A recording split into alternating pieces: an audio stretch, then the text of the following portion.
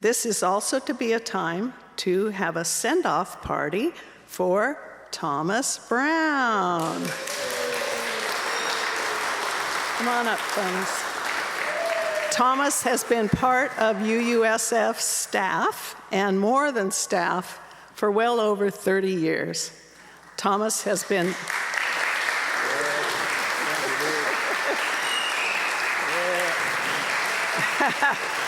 A standing O for Thomas. Right on. A few more words and I'll give it over to you.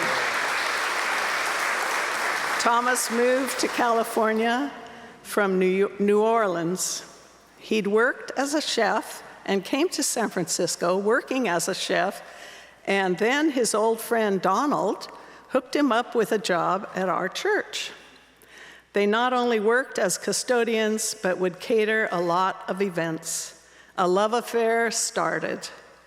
Thomas fell in love with this place and its people fell in love with Thomas. It's been more than a job for a long time. Thomas is heading out shortly for a trip back to Texas and Louisiana and parts unknown to be with his family after a year of health struggles, treatment, hospital time. He will head home to see family. He asked if he could speak to us before he headed out on his road trip back. Thank you. Thank you. I had to do this before I leave because you folks have been like a family to me. Out of all the years I've been here, I've never had people treat me the way you folks have treated me.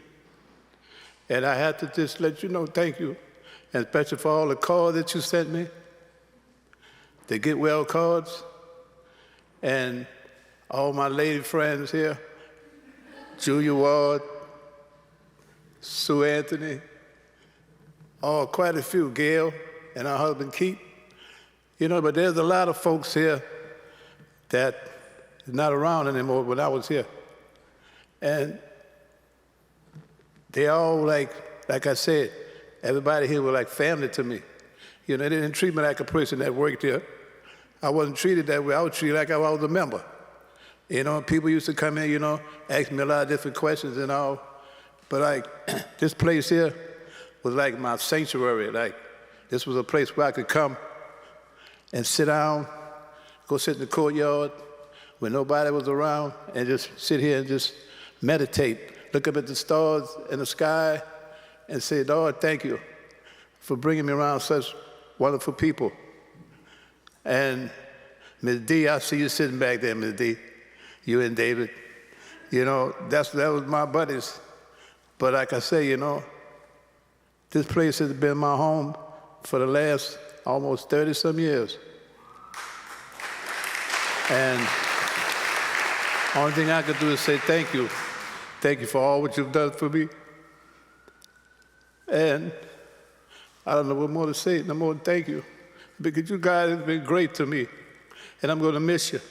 But I'm going to leave you with this. If things don't go right where I'm going at, I will be back. I'm going to let you know that off the top. I even told my kids that. Even though my daughter, my 2 grandkids are sitting down there, I even told them that. I say, Grandpa will be back if things don't go right. You know, because like, you know, I had to tell the doctors, you know, they steady giving me this chemo, and I'm steady telling the doctor, Doc, I done been here 4 times. And every time I had to come in here, I had to go back to the emergency room, and they jugging me with all these needles. So it's like, I got to the point to where it's like, it's time for me to stop this because the chemo was not doing me any good. So my daughter, who's down in Texas in Mansville, told me, said, Daddy, we go come get you. We go see what we can do, if they can get you taken care of down here in Houston. I'm one of the MD Anderson. It's supposed to be that's all they specialize in cancer. And that's part of what I have. You know, like I had it almost 20 years ago.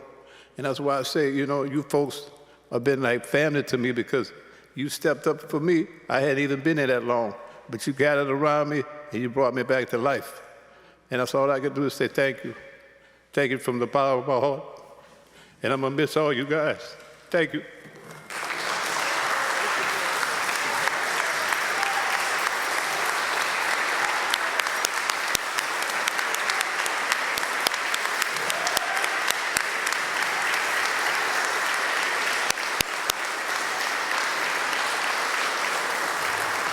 Thank you, Thomas. Thank you so much for all you did for us.